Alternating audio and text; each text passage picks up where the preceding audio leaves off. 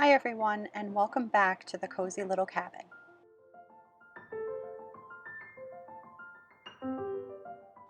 The days are long here on the homestead, and the bounty of the flowers and the vegetables and all the beautiful things that we grow here are just in full bloom, and we're just trying to keep up with everything, preserving as much as we can and making the most of the summer bounty.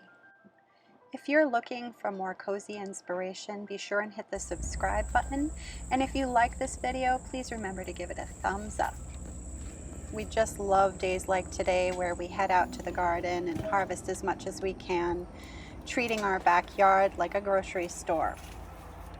It just seems like everything is growing and producing, and we're just trying so hard to keep up with everything. We have all these beautiful animals that we've raised from when they were little and tiny, and they're growing up, and I always say I feel like I live in a storybook sometimes. So today I thought I'd bring you into the cozy little kitchen and make some strawberry jam with you.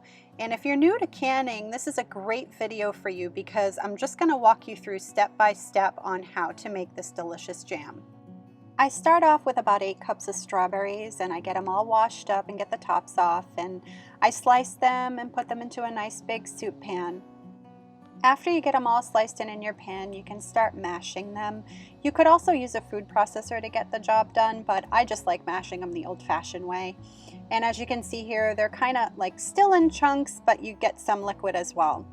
Then you're going to add your sugar. You're going to add 7 cups of sugar to 4 cups of crushed strawberries, and you really do want to measure here and get it all incorporated. I'm going to keep mixing this, and I'm going to put my oven on medium heat and just keep going, stirring and stirring, getting it all mixed in, and you'll start to see it brighten up, and that's a good sign. So while that's going, I'm gonna head downstairs and grab my great big canning pan. You can buy these at Walmart. They're pretty basic, simple pans, and it has a little insert there. And I'm just gonna put some hot water and some little mason jars that I'm gonna be putting my jam into, and I'm going to sterilize them while I'm mixing my jam mixture. I highly recommend you get the Ball canning book. This is just the way that I can, and I definitely think reading the Ball canning book will give you some great perspective on how to do everything properly.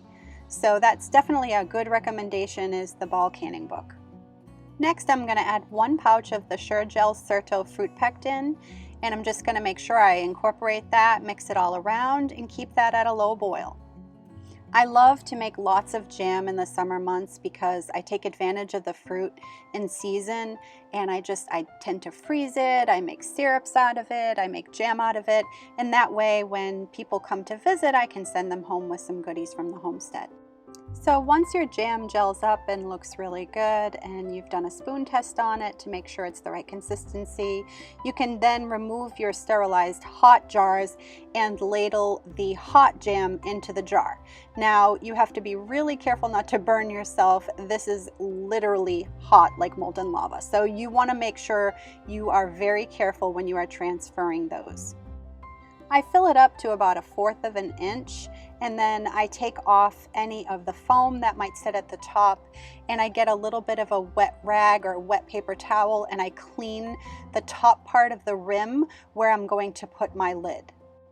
Once I get my lid on, I screw it on tight, but not too tight, just enough so that it doesn't leak in the canner, and I just fill them all up, and once they are filled, I turn it on and let it boil for about 15 minutes. When it's all done, I start removing my jars and placing them next to my stove in a secure place where I'm not going to move them for at least 24 hours.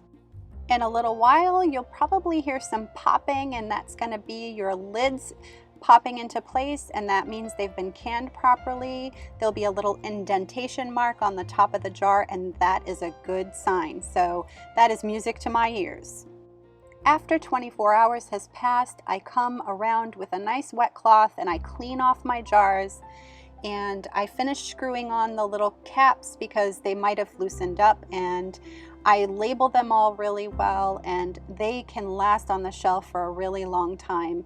I think it's like 1 to 2 years. Ours never lasts that long. We will definitely go through this in the next 8 or 9 months, and it won't even last us until next year because I do give quite a bit away. So there you have it. Here is our jam recipe. I hope you enjoy it. I hope that you find pleasure in providing these homemade gifts to your friends and family, and I hope you all have a wonderful day. And don't forget to put the sweet back in Home Sweet Home.